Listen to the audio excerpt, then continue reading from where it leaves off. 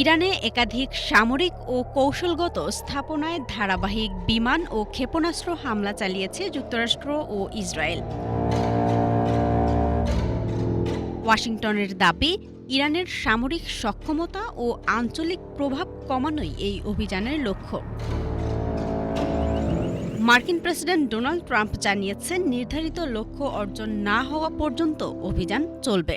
Combat operations continue at this time in full force, and they will continue until all of our objectives are achieved. We have very strong objectives.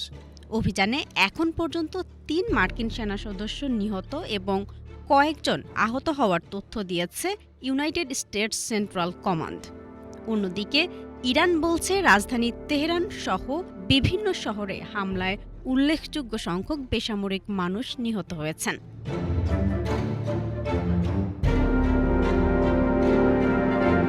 একটি শিক্ষা প্রতিষ্ঠানে হামলায় শতাধিক প্রাণহানির দাবি করেছে দেশটি। সংঘাতের জবাবে ইরান ইসরায়েলের বিভিন্ন শহরে ক্ষেপণাস্ত্র নিক্ষেপ করেছে।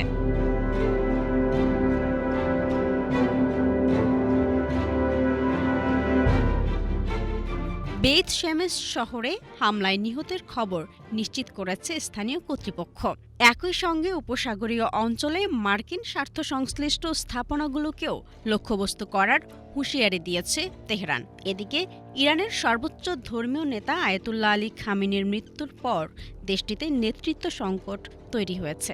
নতুন সর্বোচ্চ নেতা নির্বাচনের প্রক্রিয়া শুরু হয়েছে বলে জানিয়েছে ইরানের পররাষ্ট্র মন্ত্রণালয়। মার্কিন সংবাদ মাধ্যম সিএনএন জানিয়েছে, খামেনির উপর হামলার আগে কয়েক মাস ধরে তার গতিবিধি পর্যবেক্ষণ করছিল মার্কিন গোয়েন্দা সংস্থাগুলো। তাছাড়া ইরানের সিনিয়র রাজনৈতিক নেতৃবৃন্দ এবং সামরিক কর্মকর্তাবৃন্দের উপরও নজর রাখছিল মার্কিন গোয়েন্দা সংস্থাগুলো। গত কয়েকদিন ধরে তারা আয়াতুল্লাহ আলী খামেনির উপর হামলার সুযোগ খুঁজে পান। এদিকে ইসরায়েলের সেনাবাহিনী আইডিএফ জানিয়েছে, দেশটির দিকে আরও ক্ষেপণাস্ত্র ছুড়েছে ইরান।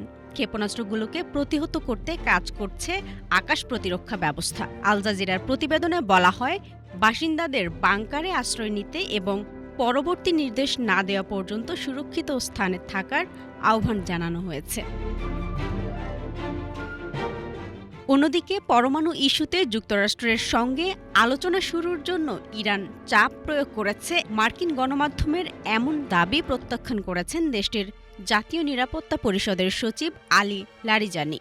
এদিকে ওমানের পররাষ্ট্রমন্ত্রী বদর আল বুসাইদি বলেছেন, যুক্তরাষ্ট্র ও ইরানের মধ্যে কূটনৈতিক যোগাযোগের দরজা এখনও খোলা আছে।